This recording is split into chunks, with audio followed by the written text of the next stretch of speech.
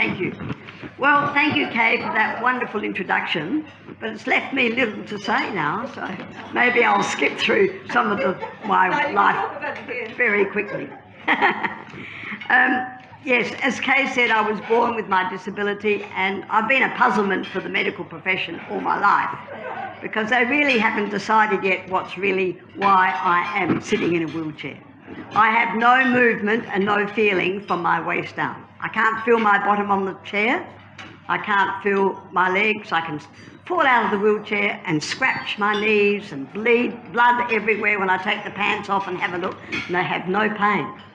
So, you know, I'm quite lucky in some ways, but, you know, the medical profession decided when I was 4 years of age, they'd chisel open my backbone down the middle of my back and have a look at my spinal cord. And they did this and came up with the idea after they handed me back to my parents and said, she's got a spinal cord that's normal until it gets to the middle of her back, and then it finds down to the lead of a lead pencil, and then it comes out normally again at the base. It doesn't stop or break. They said, we don't know why it's happened. We can't tell you how long she'll live. Take her home and do what you like with her. And that was the attitude in 1946. My poor parents took me home and said, well, she's our first daughter. We already have 2 other daughters as well who are normal, no running around. So we'll bring her up as a child with a disability first, and then we'll try and sort out how we'll manage. About 2 to 3 years later, I was still crawling around on the floor. I used to put my mother's shoes on my hands so that when I crawled out on gravel paths, I didn't hurt my hands. And my mother used to put jodhpurs. Do you remember jodhpurs? A long time ago. Jodhpurs on my legs. She'd sew the bottoms in so that my feet didn't drag out again on the ground to the stones and gravel and everywhere. I lived on the ground. I loved the ground. I used to put when I didn't have gloves on my hands, I used to put mother's shoes and I used to wave to the birds, and I just loved, and I still love my garden. I still love the earth and flowers and foliage and everything. Anyway, and then the doctor came in to have a look at one of our children, one of my brothers and sisters. I'm the eldest of 5, and one of us had measles or mumps, and he looked at me crawling around, and he turned to my mother and he said, what's that little bugger doing on the floor? Why isn't she at school? And my mother looked at the doctor, GP, Dr. Ivan McGarry. Some of you may know of Dr. Ivan McGarry. And mother looked at him and she said, well, she's not a little bugger. She's my eldest daughter. What do you mean? And he said, well, she should be at school. She shouldn't be crawling around here in the home. She's nearly 7 years of age. And my mother's answer was, how do I get her to school? There's no wheelchairs. I can't carry her. She's too big for pushers and prams. How do I get her to school? And he didn't have an answer. So we're going back a long time. So eventually I ended up at school in a wheelchair and loved my school life. I went to Loreto Convent, my mother's old school, and had a great time. I was always in trouble for talking. I'm still good at chatting, as you can hear. So that's briefly my early childhood. When I left school, I wanted to work. I had an ambition to go out into the community and earn a living and work. And very fortunately, I went through a rehabilitation centre and got my first job through that centre at the Adelaide Botanic Garden. And there I worked with Noel Lothian for 12 years, then transferred to the Royal Adelaide Hospital for 4 years. I always wanted to work amongst the doctors and the medical staff. I've had quite a lot to do with them over the years. And then I've worked, as you heard, Spina Bifida Association, Wheelchair Sports Association, and then went on to many boards and got paid on some of the boards, and that's been my working career. I finished work about 4 or 5 years ago. I worked until I was in my early 70s. So I've had a wonderful working career. And that helped to pay for some of the costs involved in travelling, in going to my sporting world, going around the world many times. I used to get some coverage and payment, but not fully covered. So I needed to work to pay for the costs. And that I enjoyed doing too. So As you heard, I have many medals. I've got a few here. The gold medal that I really treasure, perhaps more than anything, is this 1988 medal in Seoul, Korea. I got 3 of them, and my husband got gold at the same time for lawn bowls. And on the medal, it's got the braille that reads what's on the medal: 1988's Paralympic Games, Seoul, 1988. And the 2 bears are got their legs tied together in a 2-legged race. Very appropriate for disabled games. And that was on every bit of literature was those 2 bears with their legs tied together. So please, by all means, we'll pass it to this table and you can pass it around. Some people might have seen it, but I'm not leaving till I go home with it. I have, as you heard, I have 9 gold medals over the many years, and I've had a wonderful life with my sporting career, mainly as a shooter. Always started off with shooting, got first gold in shooting, but I've done other sports as well. And how important sport has been for me. It's kept my weight down, it's kept me physically fit, like it should do for all of you people. I go for pushes rather than walks. I can't walk, so I go for pushes, and I push my wheelchair 2 or 3 times regularly around lovely paths. I can't go for a walk through the bush though, and that's sad because the bush is not possible in a wheelchair. So, but nevertheless, I do enjoy pushing around, and I have done so for a long time. What else I must tell you about? I married Stan, but there was worry. I had a Dr. Aileen Connon, not a worry for Stan, but a worry for me. The medical profession didn't know whether I could have a baby or not, as I have no little feeling, little sensation. And so they were very concerned. And I had a wonderful doctor, Dr. Aileen Connon, and you may know of her, some of you. And Dr. Connon was absolutely wonderful. She said, when I first went in to see her, when I thought I was about pregnant, I was about 6 weeks pregnant, I said, "Doctor, I think I'm pregnant." She said, "Yes, I'll check you out." She said, "Yes, you are." She said, "You're a very fit person. Your shoulders and arms are so strong." I said, "Yes, I am."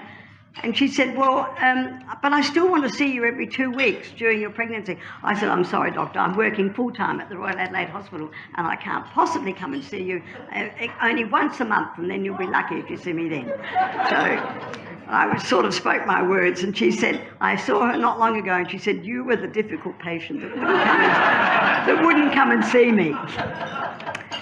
And then after my first baby, who's now 44 or 43 years of age, I had another baby 4 years later, another little boy.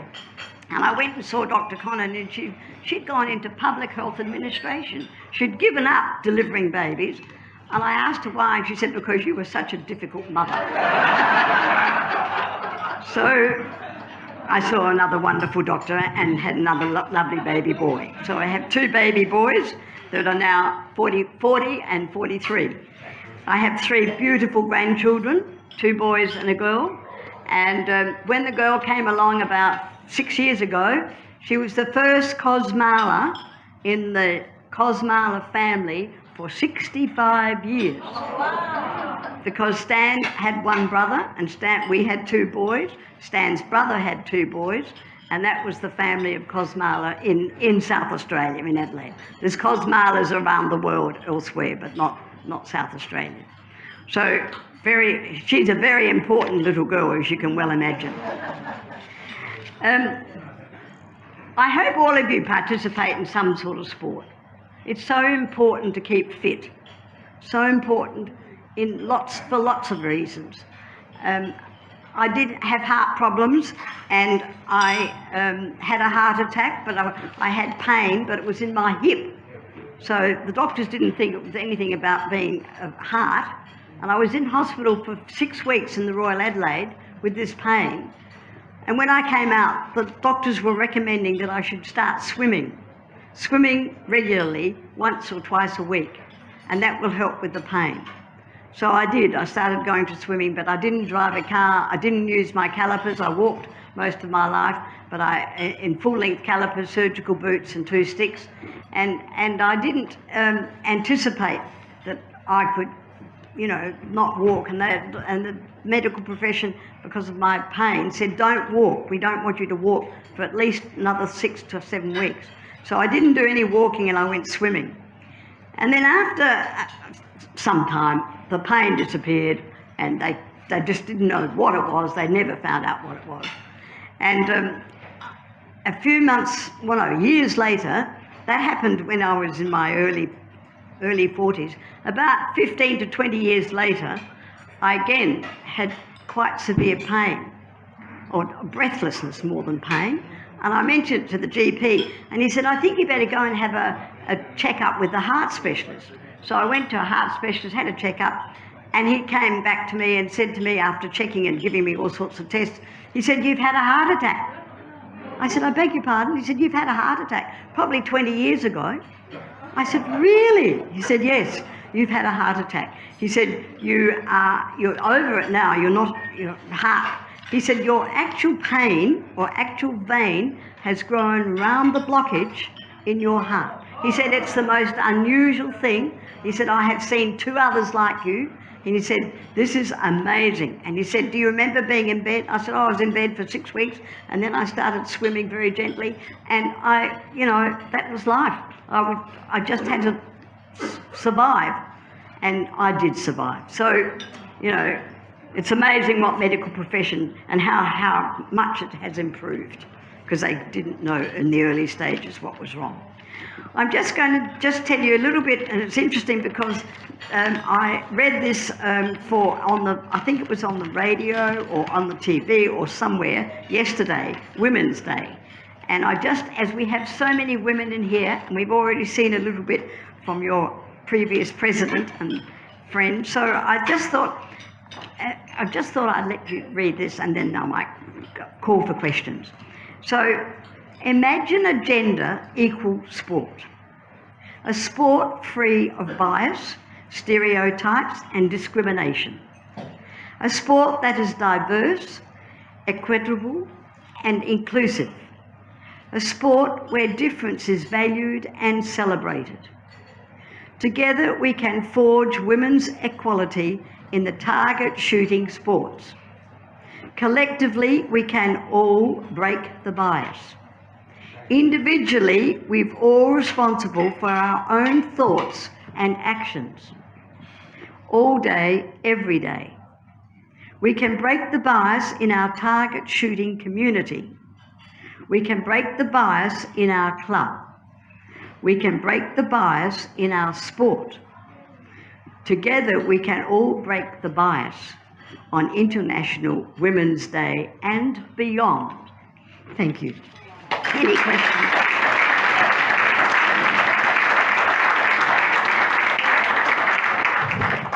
Is this still, oh yes, it's still working. Thank you, Libby. Isn't she great? Now, has anyone got any questions, please? We need someone to get the microphone. Oh. Please, thank you, Heidi.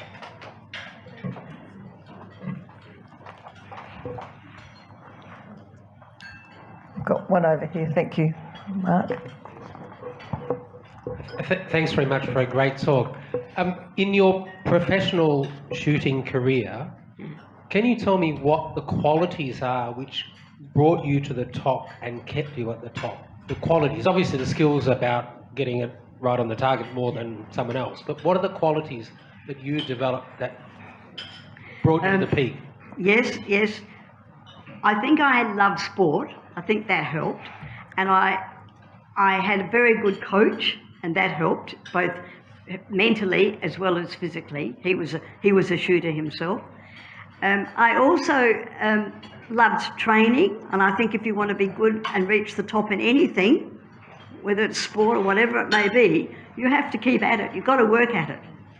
All these parliamentarians at the moment are working very hard to get a place in Parliament. Well, they're working hard, and you have to work hard in sport too if you want to reach the top. And mentally, I did a lot of listening to tapes. I had a sports psychologist that I went to through the Institute of South Australian Sport, and I think that helped me, because sport, particularly shooting, they say it's 95% mental and 5% physical. You've got to be physically fit, you've not got to know how to do it. But then it's 95% mental. So I had a lot of help in the mental side of it as well to reach the top. And I love sport. I think that's the important part. I loved doing it. I love meeting people. I love participating. Yes. John? Libby, you passed your skills on to a lot of other people.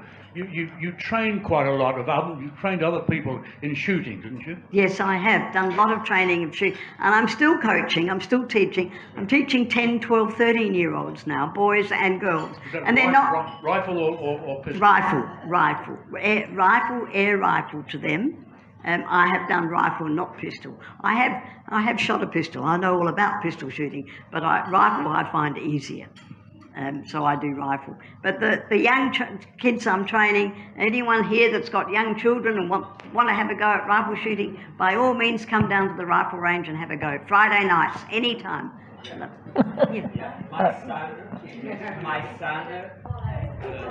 My son, 15 years old, do archery. Yes. And he loves archery. Yes. And he said to me in a surprise way, every time I go to the club, I use my mind, not the body. And I was, Yes, how is that's- possible? Now I understand very well. We need chat because maybe you can coach my son. Yes, certainly, yes. More questions? Oh, David? Hi, Libby. Just with a lot of wheelchair sports, I noticed they have modified wheelchairs for their sport. Yes, In shooting, did you guys have to modify the chair and have like extra special brakes for the kickback? Well, I do have a special chair. It's one of my older chairs that I don't use as everyday chair, and it's got extra bits on it so that I can place a table on top of my wheelchair that's solid and doesn't move, and then I put my elbows on the table, similar to you, people like you who can lie on the ground and shoot with your elbows on the table, elbows on the ground. I have a table that attached to my chair so that I'm shooting similar to you people who can lie down on the ground. I can't do that. So that, yes, I do have a special wheelchair for shooting, yes. Yep. Lee Stephen. Lee? Hello, Libby. Libby, when you first started, were you in the minority of females doing the shooting sport? And you must have had some interesting experiences at that time. Thank you. Yes, I was one of the first women to start wheelchair sport in Australia. I actually went to Queensland in 66. 70, 71, 72. I can't exactly remember when, but 90 years. And the girl who came with me was a girl who fell out of a tree in Northern Territory. She was an Aboriginal girl, beautiful looking, very dark, black skin, and she was pregnant when she fell out of the tree. She came down to Adelaide, she broke her back in the fall. She came to Adelaide and had a baby boy when she got to Adelaide, even though she'd broken her back, even during the pregnancy. And then she took up sport. She could throw a javelin like anyone else I've ever seen throw a javelin. And she and I represented the state and went to national wheelchair games in Brisbane. And that was one of my first experiences with another girl. There were a couple of other women in South Australia that participated, but we were a minority right back then. But now there's almost 50-50, as many women as there are men participating. Libby, thank you for that talk. My question is about the technology of shooting. I'm not at all interested in shooting and killing anything. I struggle to kill a fly. I can't remember the last time I did. And catching fish in the Murray River, I know you can't throw the cart back, but you can feed them to the pelicans, so I'm happy to do that. But with the shooting, I've always been interested in target shooting. The technology of the weapon that you use, I'm not sure that you call it a weapon. It's a right. It's a rifle, yep. Rifle. Has that changed dramatically over your time? Yes, it has. Yes, my first rifle was a second-hand one that came from Darwin by a man that sold it, and that was a .22. And I will add that I have never shot anything that moves. No fly, bird, animal, nothing. I've never, and I don't ever want to, and I've never wanted to. And the rifle now that I've used, and a lot of rifles now, they all come from Germany. They're Anschutz or Feinwerk Valve. Germany make the best rifles in the world, and all top rifle shooters get their rifles from Germany. Yeah. Unfortunately, with COVID and with so few international boats coming out from Europe, we haven't got any rifles now left in South Australia that are new ones.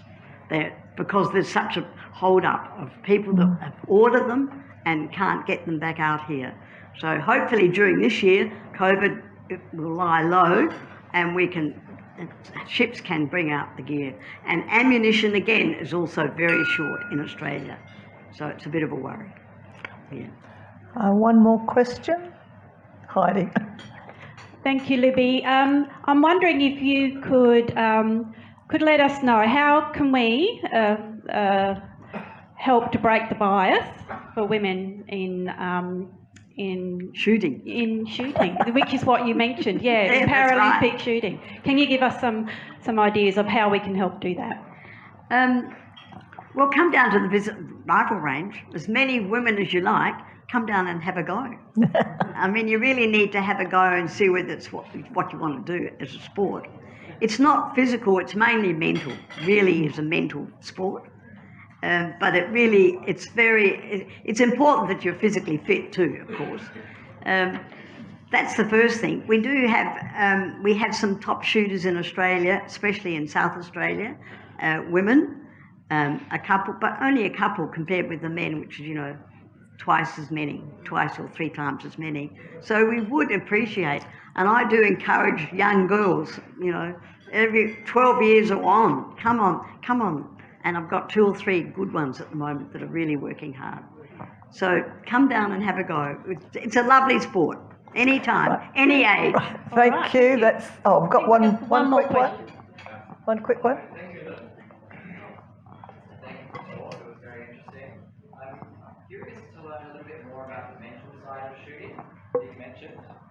The mental side of shooting. Yeah, you mentioned that it's 95% mental, the sport. So is that the need to focus? I was hoping you could speak a little bit about that, and then also what you learned with your tapes and the sports psychologist that helped with that. Yes, it's important that you don't get too nervous. You've got to be able to face the competition and just get into your own little box. Think only of yourself. Thanks, Libby. I have to cut it off. I've got to stop. We were too. Talk to you after. Yeah, Come up and I was speak going to to me. suggest. Yeah, come up and I would speak suggest to me that you after. come back afterwards. Right, in thanking you, Libby, you're a great role model for all, especially today, for women and girls. You have had to face many obstacles from your wheelchair, but you have overcome them with humour and determination. Thank you for your talk today. And in appreciation of your talk, we give you a certificate of appreciation. Thank you very much. And that all monies from today will go to our